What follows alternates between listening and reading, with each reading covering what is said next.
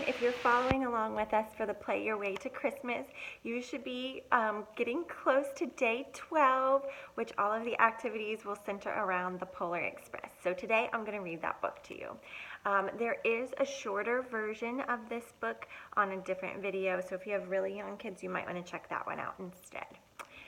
The Polar Express. And I'm going to take the dust jacket off just so I don't have to fight it. This is really a beautiful book. The Polar Express. The Polar Express, written and illustrated by Chris von Allsburg.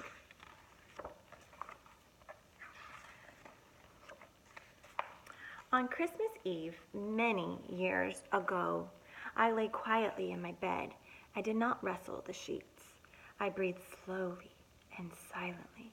I was listening for a sound a friend had told me I'd never hear. The ringing bells of Santa's sleigh. There is no Santa, my friend had insisted, but I knew he was wrong. Late that night, I did hear sounds, though not of ringing bells. From outside came the sounds of hissing steam and squeaking metal. I looked through my window and saw a train standing perfectly still in front of my house. It was wrapped in an apron of steam. Snowflakes fell lightly around it. A conductor stood at the open door of one of the cars. He took a large pocket watch from his vest, then looked up at my window. I put on my slippers and my robe. I tiptoed downstairs and out the door. All aboard, the conductor yelled. I ran up to him. Well, he said, are you coming? Where? I asked. Why, to the North Pole, of course, he answered. This is the Polar Express. I took his outstretched hand and he pulled me aboard. The train was filled with other children, all in their pajamas and nightgowns. That's why I have my pajamas on too. We sang Christmas carols and ate candies with nougat centers as white as snow. We drank hot cocoa as thick and rich as melted chocolate bars. Outside, the lights of towns and villages flickered in the distance as the Polar Express raced northward. Soon, there were no more lights to be seen. We traveled through cold, dark forests where lean wolves roamed and white-tailed rabbits hid from our train as it thundered through the quiet wilderness. I don't see any rabbits in this picture, probably because they're hiding. We climbed mountains so high it seemed as if they would scrape the moon, but the Polar Express never slowed down. Faster and faster we ran along, rolling over peaks and through valleys like a car on a roller coaster. And you can see the train way at the top of the mountain. The mountains turned into hills, the hills to snow-covered plains. We crossed a barren desert of ice, the great polar ice cap. Lights appeared in the distance. They looked like the lights of a strange ocean liner sailing on a frozen sea. There, said the conductor, is the North Pole. The North Pole.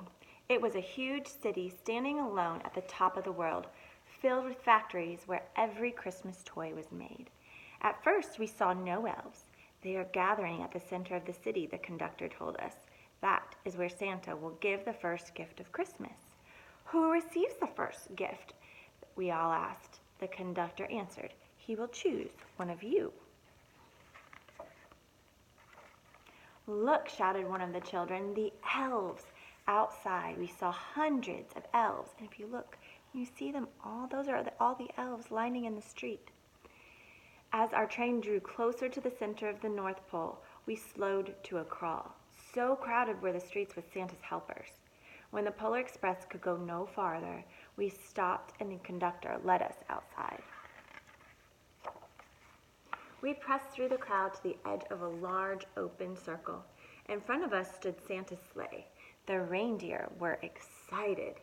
They pranced and paced, ringing the silver sleigh bells that hung from their harnesses. It was a magical sound, like nothing I'd ever heard. Across the circle, the elves moved apart, and Santa appeared. The elves cheered wildly. He marched over to us and pointed to me. said, "Let's have this fellow here." He jumped into his sleigh. The conductor handed me up. I sat on Santa's knee, and he asked, "Now, what would you like for Christmas?"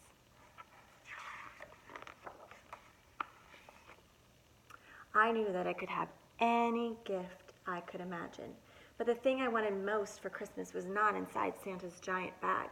What I wanted more than anything was one silver bell from Santa's sleigh. When I asked, Santa smiled.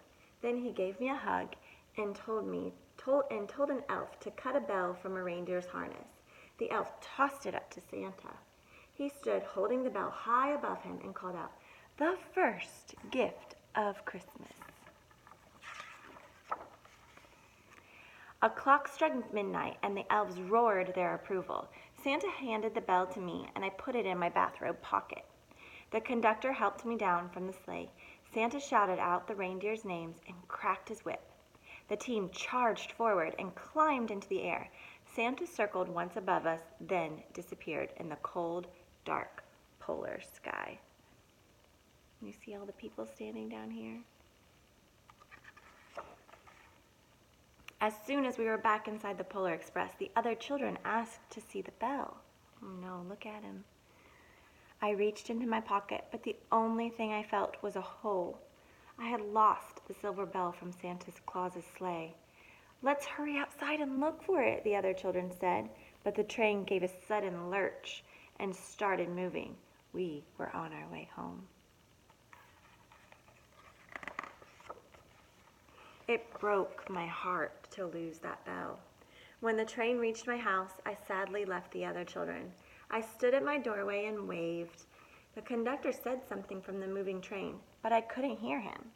"What?" I yelled. He cupped his hands around his mouth and shouted, "Merry Christmas!" The Polar Express let out a loud blast from its whistle and sped away. On Christmas morning, my little sister Sarah and I opened our presents.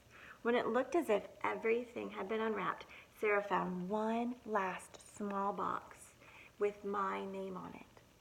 Inside was the silver bell. There was a note. "Found this on my sleigh. Fix that hole in your pocket. Signed, Mr. C." I shook the bell. It made the most beautiful sound that my sister and I had ever heard. But my mother said, "Oh, that's too bad." "Yes," said my father, "it's broken." When I'd shaken the bell, my parents had not heard a sound. Why do you think that is? At one time, most of my friends could hear the bell, but as years passed, it fell silent for all of them. Even Sarah found one Christmas that she could no longer hear its sweet sound. Though I've grown old, the bell still rings for me as it does for all who truly believe. The end. I hope you enjoyed this book, and I hope you have a great time doing all of the activities over the next week. I'll talk to you guys soon.